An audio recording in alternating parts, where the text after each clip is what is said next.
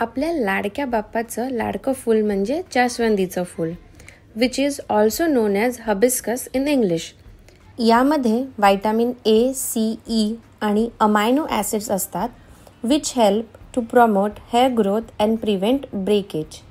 It also acts as a natural conditioner. Let's see how to make easy hair mask using hibiscus flowers and fenugreek seeds. या मास्कमध्ये जास्वंदीची फुलं पाकळ्या वेगळ्या करून घेतलेल्या आहेत आणि ते ओव्हरनाईट मेथी दाण्यांबरोबर सोक केलेलं आहे.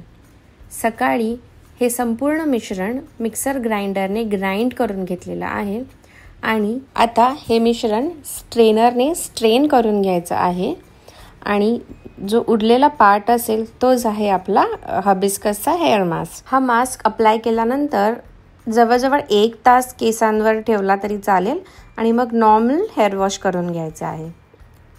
हे रेग्युलरली केल्यावर नक्कीच याचा फायदा होईल.